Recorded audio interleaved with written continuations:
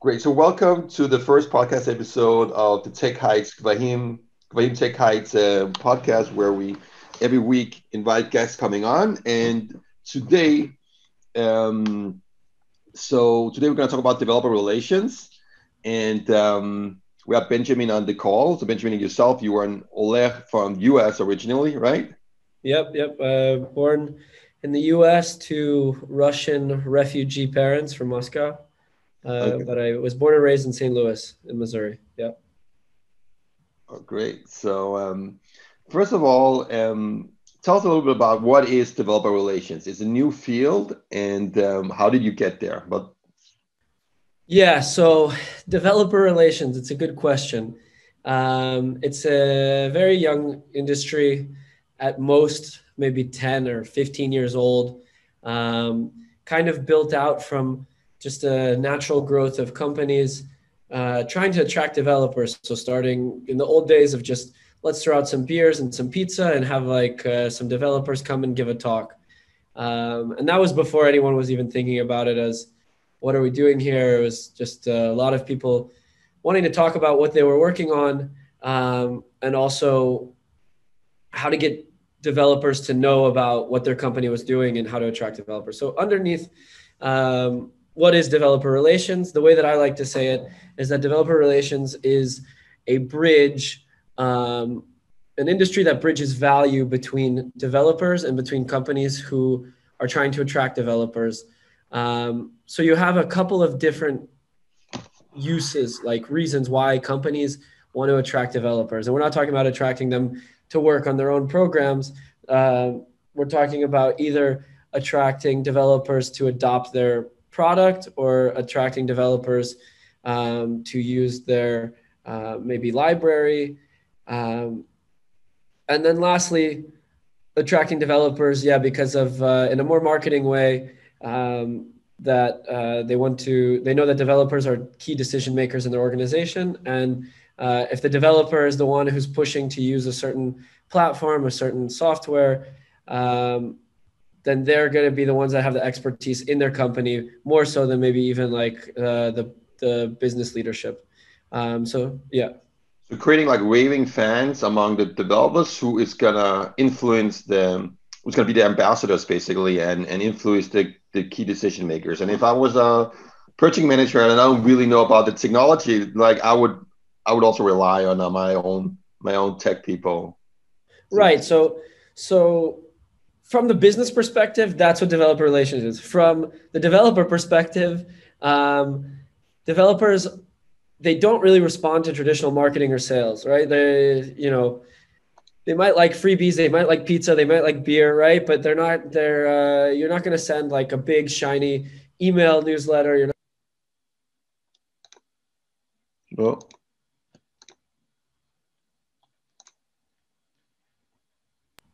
Sorry, I guess I was muted there. yeah, my apologies. I wanted to be something else.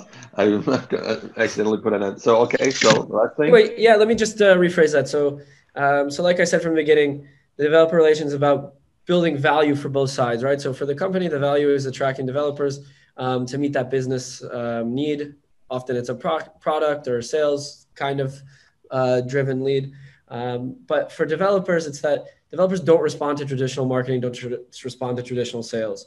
And so what is the value that developer relations bring to developers? It's education, its opportunity, and its community. And so developer relations is all about how do we make our product, and we talk about code, we talk about open source software, we talk about APIs. These are really the products for these companies. How do we make it easy, understandable, fun, exciting, and build a community around it so that developers want to get involved and stay involved, and really in a way partner with the company to meet those goals in a more genuine way. So it's a lot of education and community, and building tools and resources for developers themselves. Okay, and how did you get into this field? Like, what is your background and what skills Yeah, do you need? so like a lot of people in developer relations, I kind of went in a roundabout way.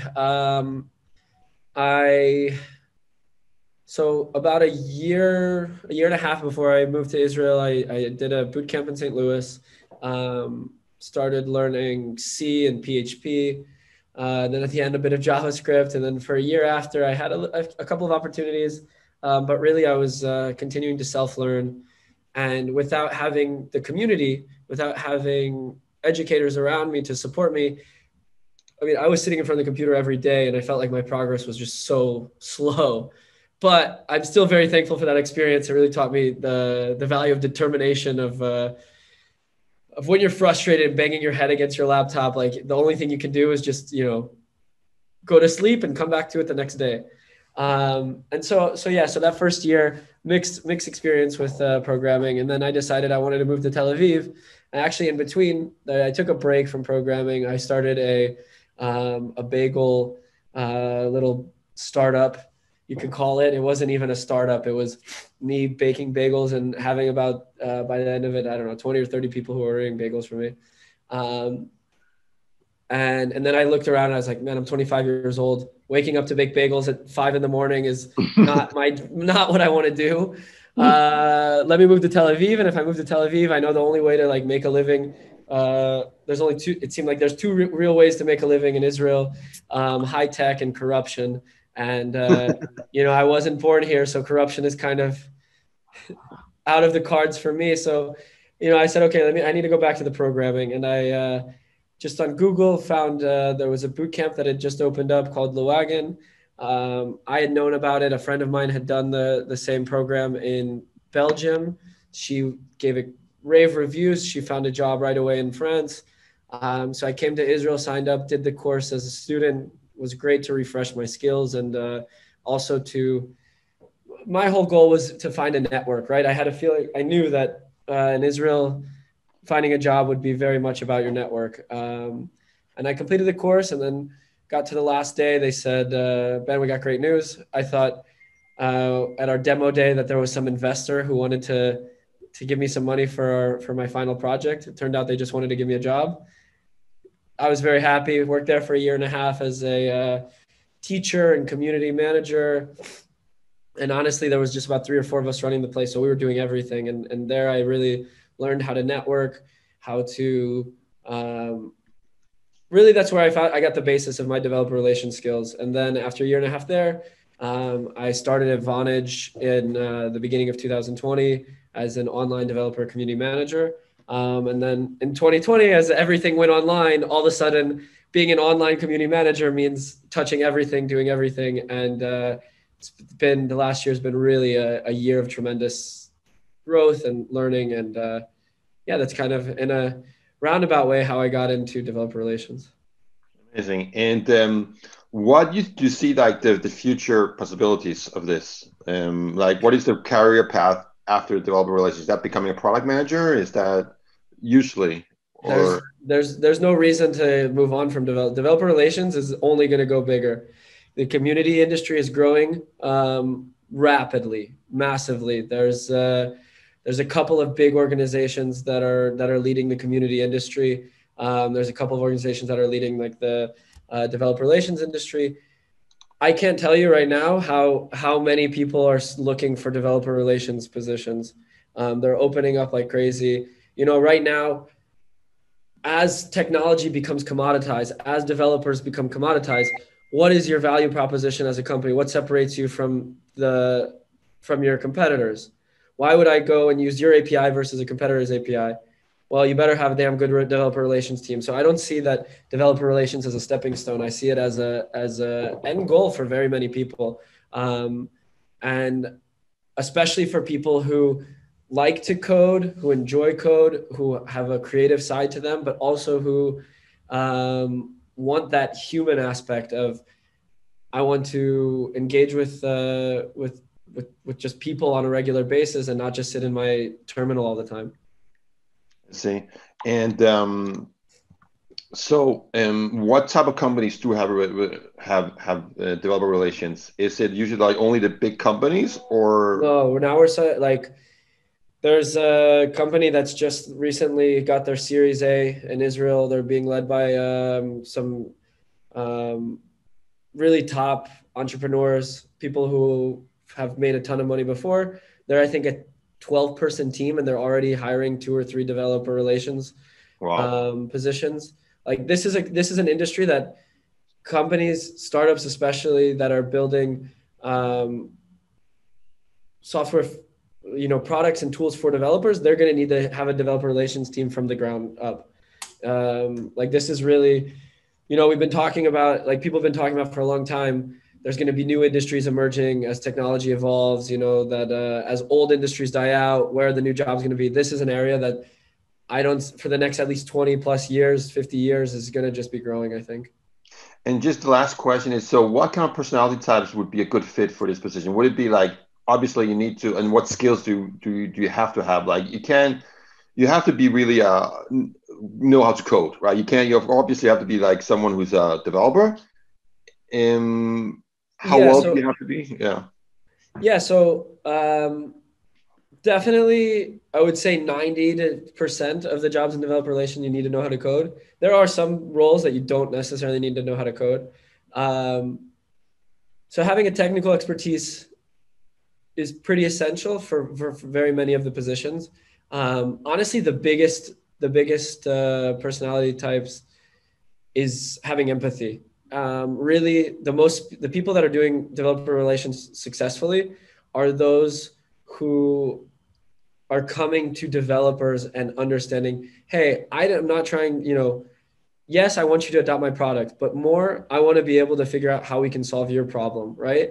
And if it's with our technology, great. And if it's not with our technology, great as well. And developer relations is all about building trust with developers so that you're building a long-term relationship where the company will, in the long-term, profit, but like I said, it's bridging value with the developers. And so being able to have creativity, to have understanding, and especially empathy, that developers are not, it's not 1985, it's not like just a bunch of guys in their underwear and glasses in the basement coding. So having that understanding of how do I help people from all kinds of backgrounds get to where they want to go with their code. Okay.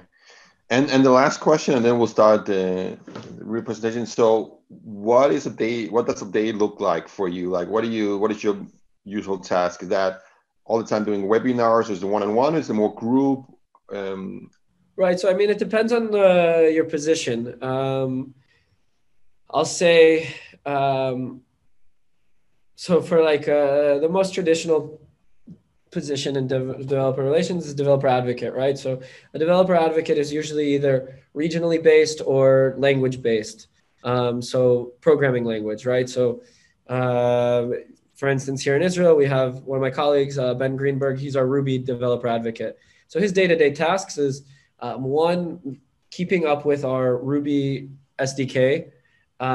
So making sure that it's up to date with the latest version of Ruby, making sure that if there's feature requests from users, from developers who are our clients, that he's resolving those, fixing any bugs, and then also building out new features in the SDK.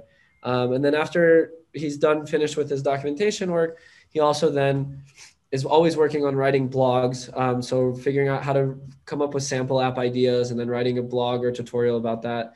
Then the latest initiative this last year has been, we've been getting into a lot of streaming on Twitch. So he'll take one of his, and this is kind of a new alternative path where in the past you would take very often, you take your article that you wrote, your blog, your how-to, and then you could turn that into a talk and go give it at a meetup or a workshop. And now we've transitioned a lot of that to the online space with Twitch. So, once a week or twice a week, he'll also host a Twitch show where he'll, for 2 or 3 hours, show how do you build this tutorial that I wrote about, last week. And then the other big part of it is engaging with developers and communities. So even outside of the company job, as an individual in developer advocacy, or in developer relations, a big part of your value for your company is what are your connections to developer groups, right? To developer communities. So even though once you have your job, you still need to keep in contact with those communities, and make sure that you're reaching out and helping people and being like a real, genuine source of value.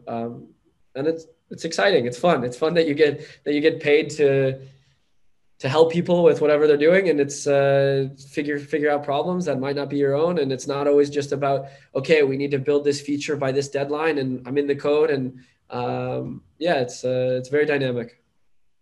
Great. All right. So for me, it sounds a little bit like there are some gray areas where you do kind of go into the product manager, what a product manager also does, right? So it's kind of like there's some, what do you call it? Uh, you go into his territory in some ways. Could there For be sure. some clashes of between a product manager and a relationship developers? Have you heard it? Have you seen anything like that, or is it more they Clashes, really? no. If anything, I will say, like, for instance, in Vonage, our developer relations team sits inside of the product department. Like, we are inside of the API product. And in other teams, developer relations might sit inside of engineering or might sit inside of marketing. But I really think that product makes a lot of sense, because as you're already seeing, the developer relations is a very much like a bridge between the engineering side and then the end customer, right? The end user. So we have a lot of opportunity for feedback, for to see how are our users innovating our product, what would they want to see out of it, where are they struggling. So yeah, so in our company, we really try to be a resource for the product team to understand, yeah, how we can innovate our APIs and how we can innovate our offerings to developers.